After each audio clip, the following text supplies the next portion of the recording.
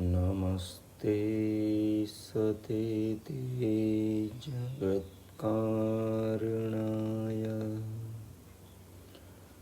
नमस्ते चिते सर्वलोकाश्रयाय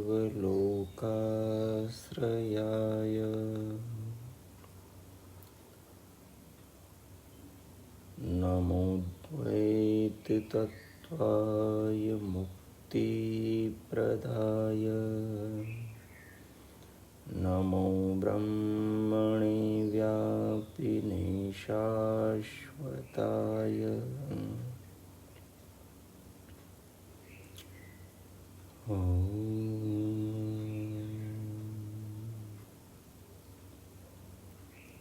ओ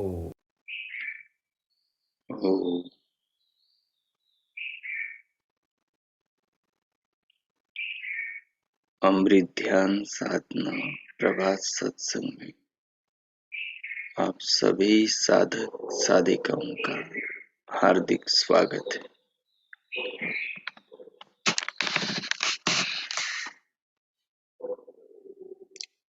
आइए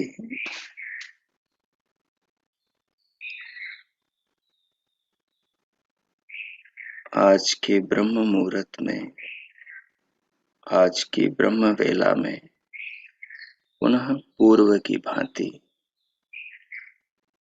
हम उस महान विश्व विधाता परम पिता परमात्मा के गुणों का गान, उसकी कृपाओं का अनुभव,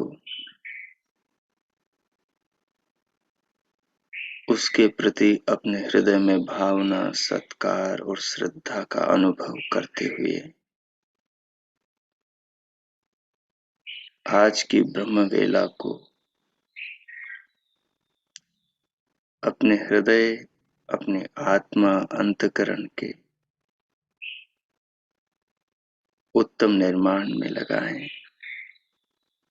आज की ब्रह्म वेला के इन पावन क्षणों का जीवन के कल्याण में, आत्मा के उत्थान में सदुपयोग करें। समय का सदुपयोग ही मनुष्य के जीवन को सार्थक बनाता है। समय के सदुपयोग से ही मानव मन के सारे श्रेष्ठ मनोरथ पूर्ण होते हैं। जो मनुष्य समय का सदुपयोग करता है, जो मानव समय की महत्ता को समझता है, जो समय को, काल को, आयु को ईश्वर की कृपा के रूप में अनुभव करता है और इस काल में समय के दरमियान जन्म से मृत्यु के बीच परमात्मा की कृपाओं को जीवन पर अनंत रूप में बरसती हुई देखता है। निरंतर भगवान की व्यवस्था से अनंत जीवन पर, हम पर, हमारी देह पर, हमारे जीवन को धारण करने वाले अनगिनत खाने पीने के पदार्थों पर जीवन और जगत को धारण करने वाले नियमों के रूप में जो भगवान की व्यवस्था और कृपा, प्रेम, करुणा, स्नेह निरंतर सब ओर से बादलों से बरसते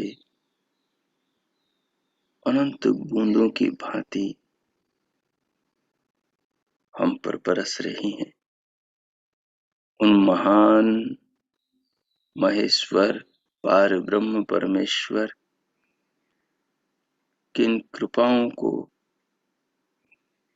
जो इस समय के दरमियान जन्म और मृत्यु के बीच में अनुभव करता है,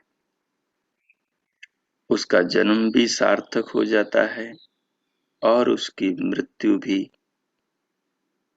सार्थक हो जाती। उसकी मृत्यु से मुक्ति दिला देती है और उसका जन्म के बंधन से छुड़ा देता है।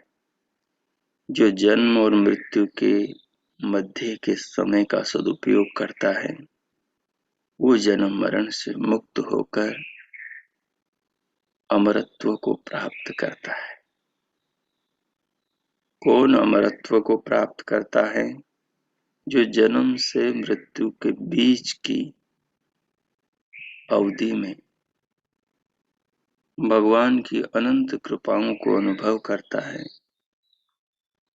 भगवान के जीवन निर्माण के विज्ञान को समझता है, भगवान की सृष्टि में भगवान के कार्यों को देखता है, हर वस्तु से प्रभु को जुड़ा हुआ, प्रभु के आश्रित उस वस्तु के निर्माण को, उस वस्तु के जीवन को, उस वस्तु की आकृति, उस वस्तु के गुणों को देखता है। संसार में भगवान की महिमा ही सब ओर फैली हुई है। समस्त पदार्थ, समस्त वस्तुएं, प्रकृति ने, इस अदिति ने जो नाना रूप लिए हुए हैं, ये सारे रूपों में प्रकृति के ही मूल सत्वगुण, रजोगुण और तमोगुण, इन तीनों गुणों के अनंत कणों का विकार के रूप में, नाना प्रकार के रूप में, नाना आकृतियों के रूप में, स्थूल और सूक्ष्म पदार्थों के रूप में परमात्मा के द्वारा ये सब तत्व सृजन पाते हैं, प्रकाश में आते हैं, दृश्यमान होते हैं। कुछ दृश्यमान होकर मनुष्य के जीवन को धारण करते हैं, कुछ अदृश्य रहते हुए मनुष्य के जीवन को धारण करते हैं। इस प्रकार जो भगवान की सृष्टि में भगवान की व्यवस्था को देखता है, प्रकृति, सृष्टि, पांचभौतिक जगत और पदार्थों में जो झांकता है और भगवान को प्रणाम करता है, उसके हृदय में, उसके मनोमस्तिष्क में, उसके चिंतन में, उसकी भावना में, उसके जीवन में, उसके कार्य क्रियाकलापों में, उसके मानसिक, उसके वाचनिक, उसके शारीरिक कर्मों में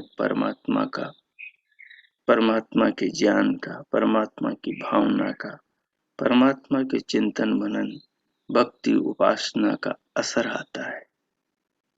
ऐसे इंसान का ही जन्म और मृत्यु सार्थक होती। ऐसे इंसान क्या ही जन्म लेना सफल होता है। ऐसा इंसान ही समय का सदुपयोग करता है और ऐसा इंसान ही जन्म मरण से मुक्ति को प्राप्त करता है, जन्म मरण के बंधनों से छूटकर मोक्ष को प्राप्त करता है। आइए हम इस समय का सदुपयोग करें। ब्रह्म वेला ब्रह्म की वेला है। ब्रह्म मुहूर्त ब्रह्म से मिलने का मुहूर्त है। ये हाथ से न चला जाए, ये अवसर निकल न जाए। उस दीन दयाल भक्त वत्सल भगवान राज राजेश्वर करुणा सिंधु समस्त प्राणियों के पालक और समस्त प्राणियों के जन्मदाता, विश्व विधाता, परमपिता परमात्मा को अपने हृदय में, जीवन में, देह में, शरीर के अंग अंग में, सृष्टि के पदार्थ पदार्थ में हम अपनी मानस शक्ति के द्वारा अनुभव करें। सारी सृष्टि में व्याप्त उस महान चेतना को जगत में और अपने जीवन में, देह में अनुभव करें। उसके कार्यों में, उसके कृत्यों में, उसकी महान विभूतियों में, उसकी महिमा में, उसकी प्रभुता में उस प्रभु को महसूस करते हुए प्रणाम करें। पूरी देह को भगवान के प्रेम के रूप में अनुभव करें।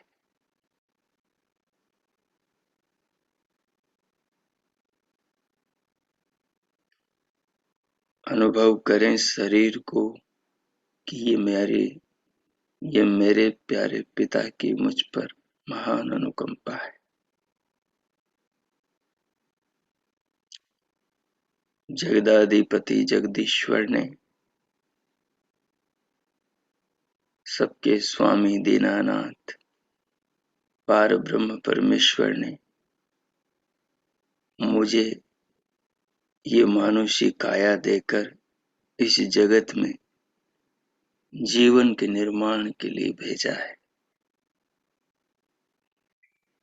भगवान के मनोरथ मेरे कल्याण के मनोरथ है। प्रभु मुझसे क्या चाहते हैं? जिसमें मेरा भला, मेरा मंगल, मेरा कल्याण हो, यही परमात्मा मुझसे चाहते हैं। परमात्मा चाहते हैं मैं स्वयं को जानूं, खुद को पहचानूं, खुद को अनुभव करूं, अपनी सत्ता, अपने अस्तित्व, अपने आत्मा को अनुभव करूं। उस आत्म ज्योति के प्रकाश में जगत की समस्त आत्माओं को भी अनुमान प्रमाण से अपनी अनुभूति के द्वारा पहचानूं। देह से पृथक अपने अस्तित्व को जानूं, मिट्टी को मिट्टी, जड़ को जड़, चेतन को चेतन अनुभव करूं। अपने आत्म ज्योति के प्रकाश में अन्य देहधारियों की आत्मा को समझते हुए समस्त आत्माओं में निहित उस अंतर्यामी, समस्त आत्माओं के कल्याण करता उस परमात्मा को भी जगत में, जीवन में और स्वयं में अनुभव करो। इसी में मेरा भला, इसी में ही मेरे मनोरथों का पूर्ण होना है, इसी में मेरे मनोरथों की इतिश्री है। यहाँ आकर ही समस्त इच्छाएं पूर्ण होती हैं, आकांक्षाओं से रहित हो जाता है मनुष्य। सो आइए ऐसे महान प्रभु को अनुभव करें। ऐसे महान प्रभु हमारे भीतर बाहर, हमारे जगत में, जीवन में सर्वत्र व्यापक है। वो सब और अंदर बाहर इस सारी सृष्टि में ओतप्रोत है। जगत उनमें और वो जगत में है, जीवन उनमें और वो जीवन में है, शरीर उनमें और शरीर उनमें और वो शरीर में है। हमारा अंतकरण भगवान में और भगवान हमारे अंतकरण में है। हमारा मन, हमारी आत्मा प्रभु में और प्रभु हमारी आत्मा में है। वो हमारे पूरे जगत और जीवन में समाया हुआ है। उसे हम इन चर्म चक्षुओं से देख नहीं सकते, चर्म श्रोत्रों से सुन नहीं सकते, उसे हम इस चर्म से स्पर्श नहीं कर सकते, क्योंकि वो अप्राकृतिक, अभौतिक चेतन है। वो जड़ नहीं अजड़ है, वो भौतिक नहीं अभौतिक है, वो दृश्य नहीं अदृश्य है, वो गोचर नहीं अगोचर है। तो ऐसे शाश्वत, सनातन, अविनाशी पार ब्रह्म परमेश्वर को केवल बुद्धि के द्वारा प्रथम और फिर उसकी कृपा से आत्मा के द्वारा अनुभव किया जाता है।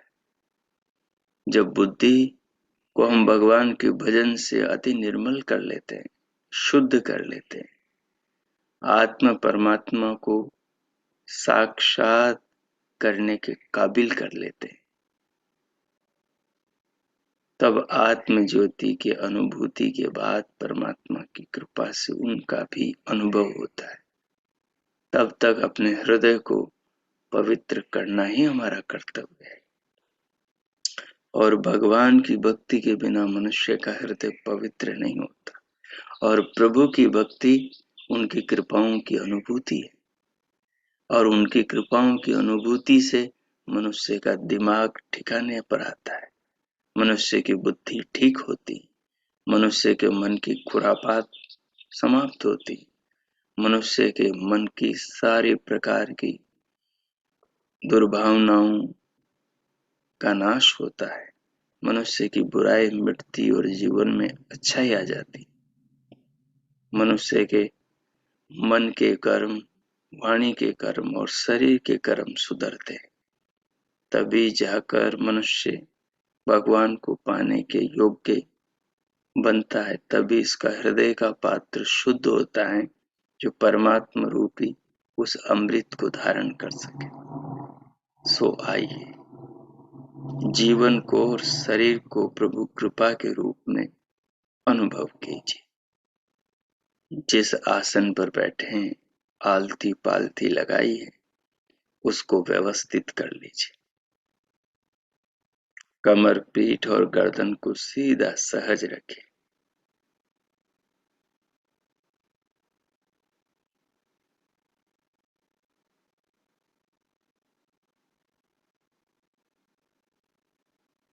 नेत्रों को बंद रखें, पलकों को सहज कीजिए, दोनों हाथों की हथेलियों को गोद में रखिए और सर्वभाव भगवान की भावना में समा जाइए। भगवान की भावना से स्वयं को ओतप्रोत कर लीजिए। हृदय को, आत्मा, अंतकरण को सराबोर कर लीजिए। देह को अनुभव करते हुए परमात्मा को अपने जीवन पर कृपा करता हुआ अनुभव कीजिए। जैसे माता पिता को हम शरीर के रूप में अनुभव करते हैं, वैसे ही परमात्मा को भी इस प्रकृति के भीतर अनुभव कीजिए और इस प्रकृति को उसका माध्यम हमसे जोड़ने वाला अनुभव कीजिए। तो ये हमारा शरीर परमात्मा का ही शरीर है। इस शरीर में हम ही नहीं, भगवान भी रहते हैं। आपके मन की पुकार भगवान तक पहुंच रही है, वो सुन रहे, अनुभव कर रहे हैं। जिन ऋषियों ने इस तत्व को जाना, उन्होंने इस बात को पूरे प्रमाणों के साथ कहा है कि वो परमात्मा हमारी एक एक भावना को जानता है। तो इतने मधुर भाव में स्वयं को ले जाइए कि प्रभु अपने हृदय को अपने निवास का स्थान बना ले। अपनी आत्मा को उसकी अनुभूति इस जन्म में हो सके। अब मैं मौन होता हूँ। पूरी देह को आप प्रभु प्रेम के रूप में अनुभव करेंगे। बाहर से भीतर आने वाली श्वास को, भीतर से बाहर निकलने वाले प्रश्वास को प्रभु की कृपा, उनका प्रेम, इस जीवनी शक्ति को जगदाधिपति उस जगदीश्वर की कृपा, उसका आशीर्वाद, उसकी ओर से दिया जा रहा, हमको मिल रहा, प्राप्त हो रहा जीवन है। इसको इस रूप में अनुभव करें। अपने मुखारविंद पर अपनी भाव मुद्रा में प्रसन्नता, भगवान से मिलने की, भगवान की भक्ति करने की एक खुशी, एक मधुरता बनाइए। मुखमंडल पर एक माधुर्य लेकर आइए।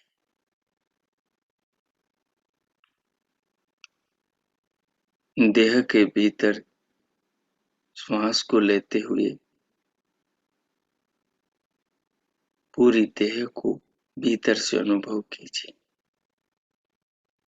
सिर से पांव तक, पांव से सिर तक, त्वचा से अस्थि तक, अस्थि से त्वचा तक, शरीर के एक एक अंग को अनुभव कीजिए।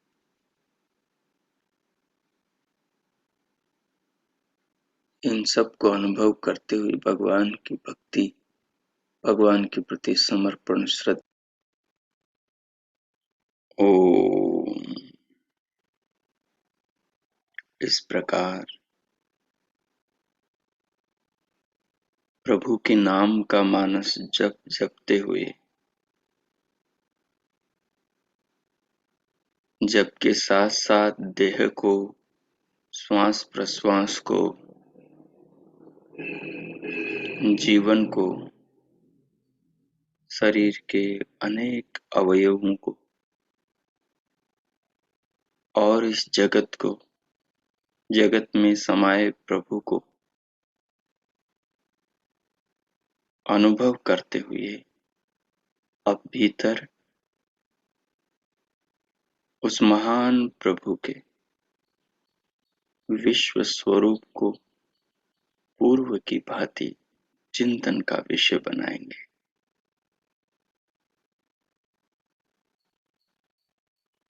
जिस महान प्रभु ने इस सारे जगत को रचा है,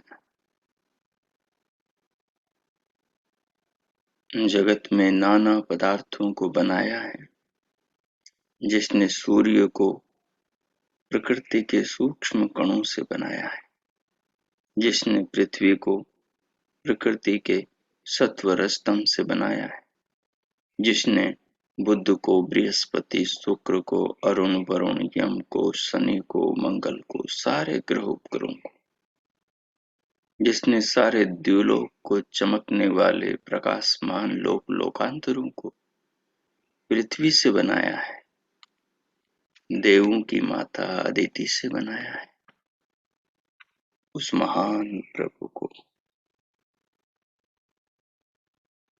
जिसका नाम विश्व है, क्योंकि वो विश्व का निर्माता है, इसलिए उसे विश्व कहा गया। वही सारे विश्व में सर्वत्र समाया है, इसलिए उसको विश्व कहा गया। उस भगवान की ही कृपा से इस जगत में सब कुछ हो रहा है। उसके बिना सृष्टि में कुछ भी नहीं हो सकता, कुछ भी संभव नहीं है।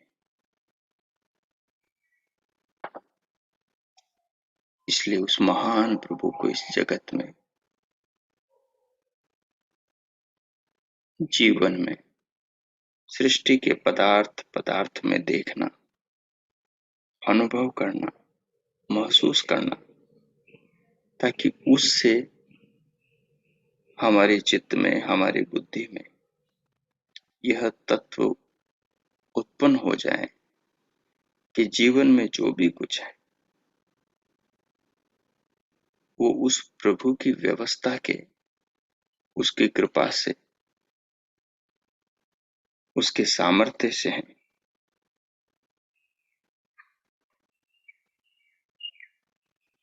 वो महान पिता, वो महान पिता जगत में बनी हुई हर वस्तु को जानता है। जो उसने बनाया है वही जगत में है, और कुछ ऐसा नहीं कि जो भगवान ने न बनाया हो वो जगत में हमें प्राप्त होता हो, या फिर भगवान की व्यवस्था से मनुष्य के द्वारा बनाया हुआ वो प्राप्त होता है। और वो धरती में, धरती के ऊपर,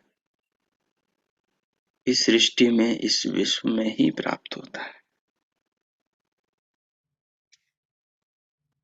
इसलिए जगत में जो भी पदार्थ है वो विश्व का भाग है, वो विश्व की इकाई है। और इन समस्त इकाइयों को, अर्थात संपूर्ण विश्व को भगवान ने प्रकृति से बनाया है, सत्व रज तम से बनाया है। प्रकृति के 24 विकारों का ही रूप ये सारा ब्रह्मांड है। सत्व रज तम से प्रभु ने महतत्व बनाया, महतत्व से बुद्धि बनी, महतत्व से अहंकार बनाया, अहंकार से मन, ज्ञानेन्द्रियां, कर्मेंद्रियां बनी और तन्मात्राएं बनाई, तन्मात्राओं से स्थूल भूत बने और स्थूल भूतों से उनके आपसी मिश्रण से ये सारा का सारा जगत नाना वस्तुओं के रूप में, शरीरों के रूप में जिसे हम देख रहे हैं, ये बना। जगत जड़ है और इसका बनाने वाला परमात्मा चेतन है, इसका उपभोग करने वाला जीवात्मा चेतन है। और ये उपभोग करने लायक और बनने लायक जो ये जगत है, ये प्रकृति का विकार है, ये जड़ है। इसी का नाम विश्व है। जिस धरती पर बैठे हैं हम, जिस शरीर में बैठे हैं हम, यही विश्व है। इस विश्व को अनुभव करें और इस विश्व में व्यापक परमात्मा को अनुभव करें।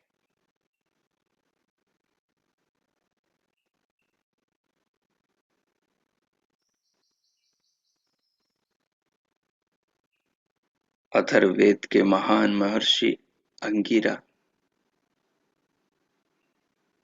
समाधि में बैठे हैं और उनके हृदय में परमात्मा ने ज्ञान का प्रकाश किया। महर्षि ने प्राप्त उस ज्ञान को वेदों के जरिए हम तक पहुंचाया। भगवान की वो ऋचा, भगवान का वो मंत्र उनके मन की बात कहती है। महर्षि अंगिरा के हृदय में वो तत्व ज्ञान का उपदेश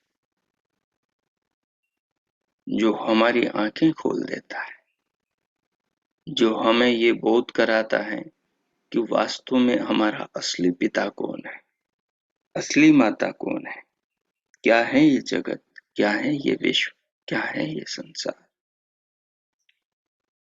ऋचा कहती है, स वेद पुत्रः पितरम स मातरम स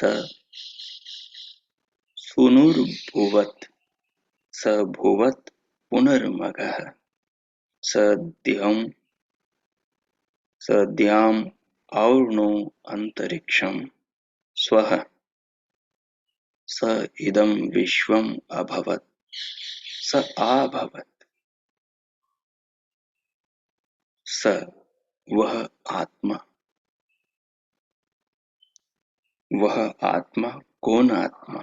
हमारी आत्मा, हम आत्मा, पुत्र है, परमेश्वर का पुत्र होकर उसको अपना पितरम,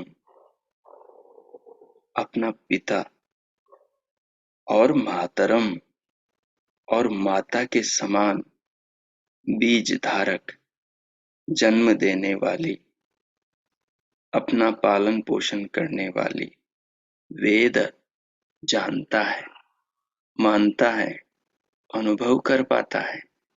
कौन? अपना आत्मा, यानी हम स्वयं।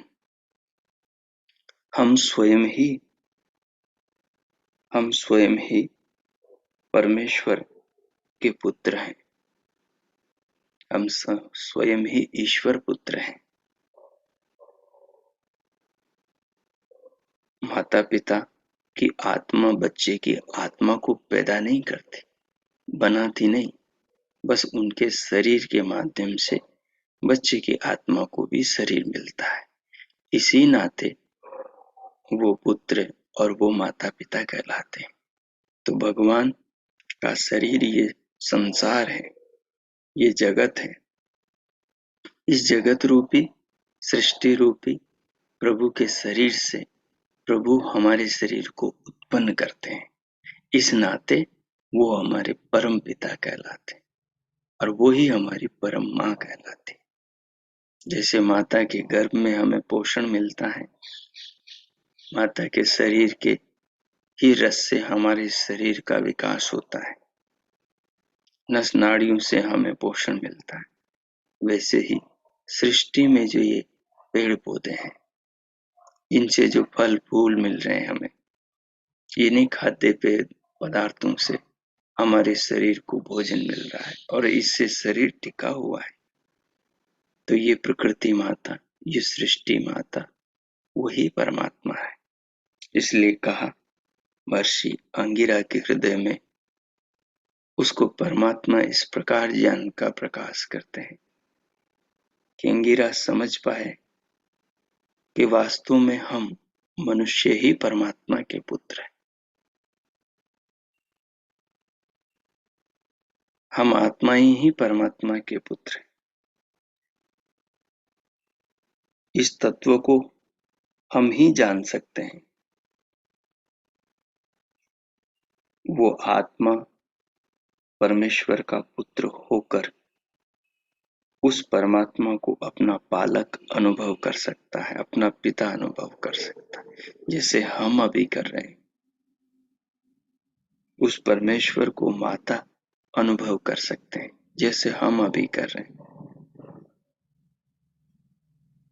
और ऐसा केवल आत्मा ही जान सकता है। वेद केवल आत्मा ही जान सकता है, क्योंकि जानने का स्वभाव, जानने का गुण केवल चेतन का है। या तो परमात्मा जान सकते हैं हमको, जगत को, या फिर हम जान सकते हैं परमात्मा को, स्वयं को और जगत को।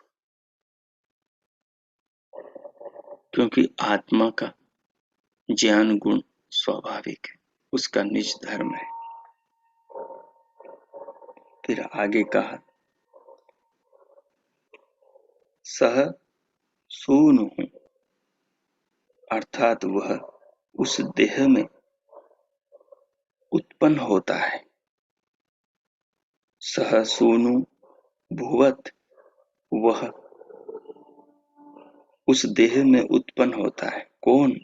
जो आत्मा परमेश्वर को जानता है अपने पिता के रूप में और परमेश्वर को अपनी माता के रूप में जानता है, वह आत्मा उस देह में परमेश्वर की व्यवस्था से उत्पन्न होता है। स पुनः मगः, स पुनः मगः भुवत, वही बार बार अपने कर्म फल एवं ऐश्वर्य से संपन्न परमेश्वर की व्यवस्था से होता है। वही कौन? हम आत्मा। स द्याम अंतरिक्षम स और्णोत स इदम विश्वम अभवत स आभवत, वह परमात्मा द्युलोक, अंतरिक्षम अंतरिक्ष लोक, और स्वः यानी सुखमय मोक्षप्रद आनंद को भी और नोत अपने वश में किए हुए है। स इदम विश्वम अभवत, वह इस समस्त विश्व को उत्पन्न करता है और इसी में बसता है। स आभवत, वही सर्वत्र व्यापक है। यही प्रभु का विश्व स्वरूप है। यही प्रभु का विश्व स्वरूप है। वही हमारा पिता, वही हमारी माँ है। वही कर्म फलों के अनुसार हमें जीवन देता है और हमारे भरण पोषण की व्यवस्था करता है। वही सारे लोक लोकांतरों को धारण करता है, इनका संचालन करता है और इनको बनाकर इन सब में व्यापक होकर इनका नियंत्रण करता है। वो नियामक, वो नियंता, वो विश्व विधाता, वो जगत पिता, जगतपति, स्वामी जगदीश्वर हम सबके आत्मा में नित्य निवास करता है। जन्म और मृत्यु के पार भी वो है, जन्म और मृत्यु में भी वो है। उसके साथ हमारा संबंध नित्य है। अज्ञान के कारण हम उससे भूल जाते हैं और उससे दूर हो जाते हैं।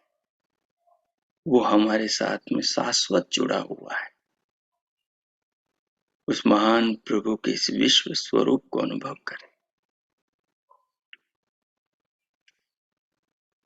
हम जिसे विश्व कहते हैं, ये प्रकृति के 24 विकारों और 5 भौतिक सृष्टि के बने पदार्थों का ही एक रूप है, जिसे हम विश्व कह रहे हैं।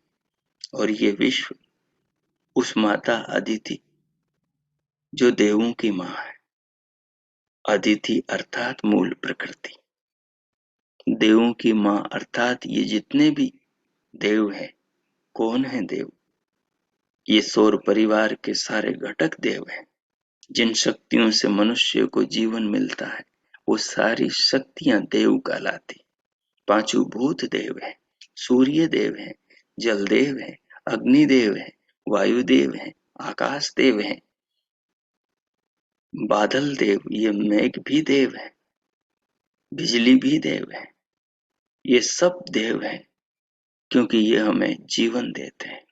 भगवान इनके माध्यम से हमें जीवन देते हैं। तो ये सब देव हैं, और इन सब देवों की माँ अदिति मूल प्रकृति है।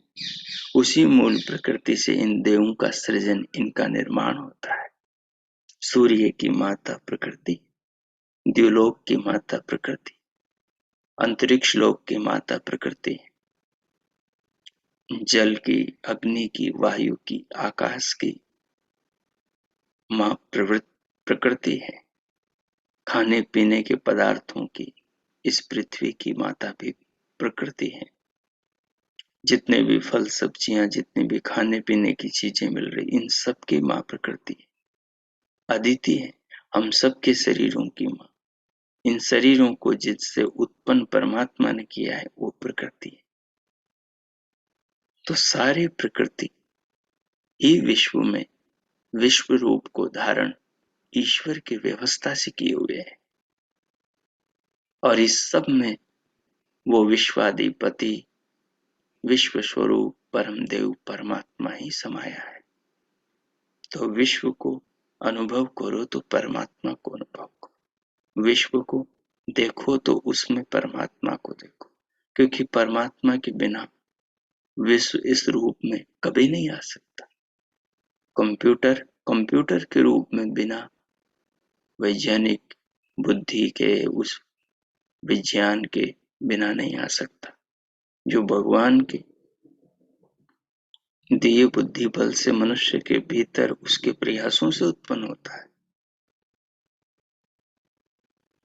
इस भाव में गहरे उतरे, इस तत्व को समझे, और इस प्रकार अपने भाव में आए प्रभु के विश्व स्वरूप को अनुभव करते हुए अब 5 मिनट तक इस पर ध्यानमय चिंतन, जो आपने अनुभव, महसूस और समझा है, उसके अनुसार कीजिए।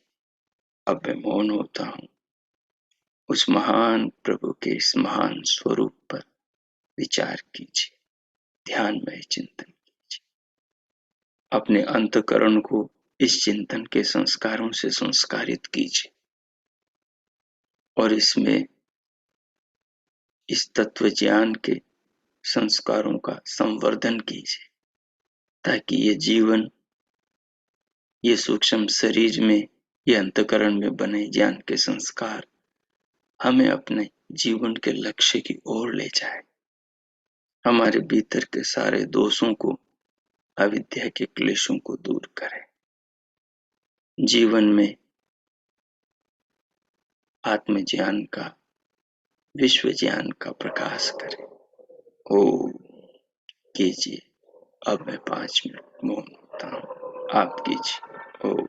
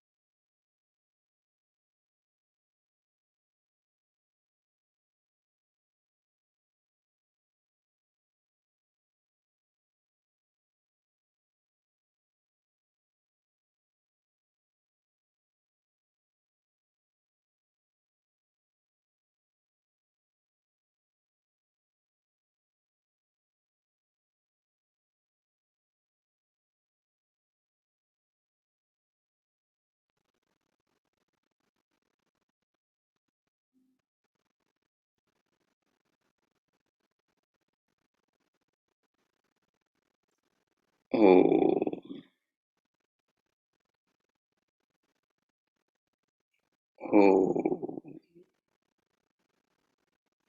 इस प्रकार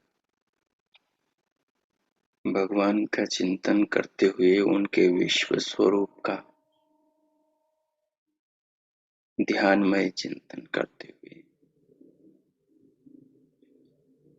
अब भगवान की इस महान महिमा को अनुभव करते हुए उनका धन्यवाद करें। प्रभु की इस कृपा को, विश्व स्वरूप को महसूस करते हुए प्रभु के प्रति कृतज्ञता, धन्यवाद के भाव अर्पण करें।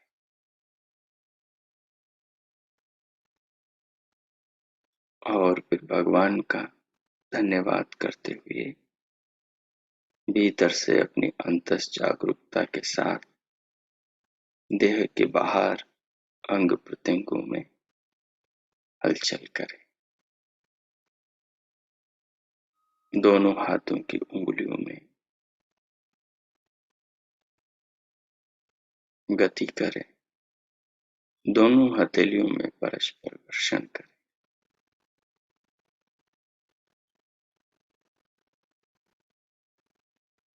उष्ण हथेलियों से पूरे मुखमंडल का स्पर्श करें।